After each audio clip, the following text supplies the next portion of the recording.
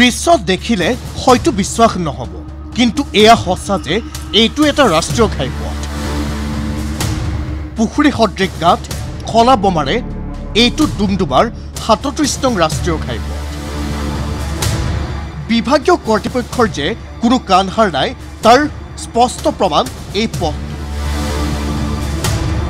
জৰাজীৰ্ণ, বিধ্বস্ত, ভগ্ন, অতি ব্যস্ত গুৰুত্বপূৰ্ণ এই পথটোৰে যাতায়াতে ছাত্ৰ ছাত্ৰী, ৰোগীকে ধৰি অগণন লোকৰ পথৰ নামত বোকা পানী গচকি নৰক যন্ত্ৰণা ভুগি দৈনিক বিপদসংকুলভাৱে ৰাইজে কৰিছে অহা যোৱা। কিন্তু মেৰামতি পুনৰ নিৰ্মাণৰ নামত বিভাগীয় কৰ্তৃপক্ষৰ নাই কোনো কাণসাৰ, যাৰ বাবে বাৰম্বাৰ আবেদন কৰিও সুফল নোপোৱা স্থানীয় ৰাইজ, দল সংগঠনে দেওবাৰে নিজেই নামিল পথৰ মেৰামতিৰ কামত। বিধ্বস্ত পথছোৱাত শিলবালি পেলাই সামান্য হ'লেও সকাহৰ ব্যৱস্থা কৰে। আমি চৰকাৰক প্ৰশ্ন কৰিব বিচাৰিছোঁ যে আচলতে ৰাইজ কিমান হাৰাশাস্তি হ'লে চৰকাৰে এই ৰাস্তাটো আকৌ পুনৰ নিৰ্মাণ কৰি দিব। বিভাগীয় দায়িত্বজ্ঞানহীনতাৰ ফলত এইদৰে এতিয়া সাধাৰণ জনতাই ভুগিছে দুৰ্ভোগ।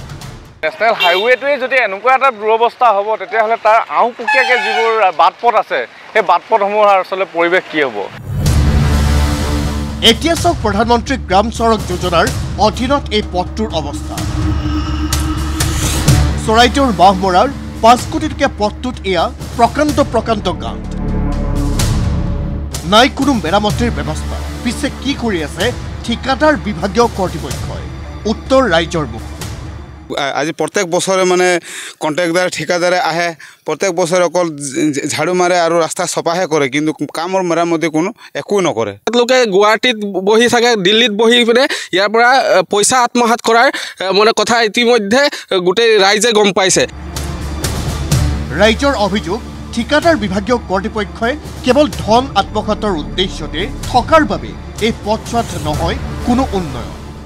কাম নামতহে ঝাড়ু মাৰে আৰু চপা কৰে, বাকী একো কৰে নাই। আজিলৈকে কাম আজিলৈকে সম্পূৰ্ণ হোৱা নাই। আজিলৈকেতো আমাৰ ক'বলৈ গ'লে গাড়ী চাড়ী অসুবিধা হয়, বেমাৰ আজাৰো অসুবিধা হয়, আমাৰ ল'ৰা ছোৱালীৰ অসুবিধা হয়, আমাৰো নিজৰ অসুবিধা হয়।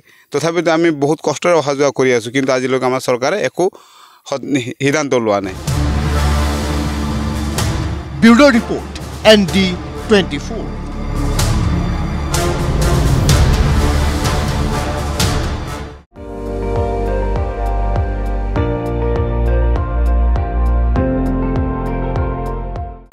আপুনি চাই আছে ND24, সৰ্বশ্ৰেষ্ঠ নহয়, সৰ্বোত্তমৰ দৌৰ।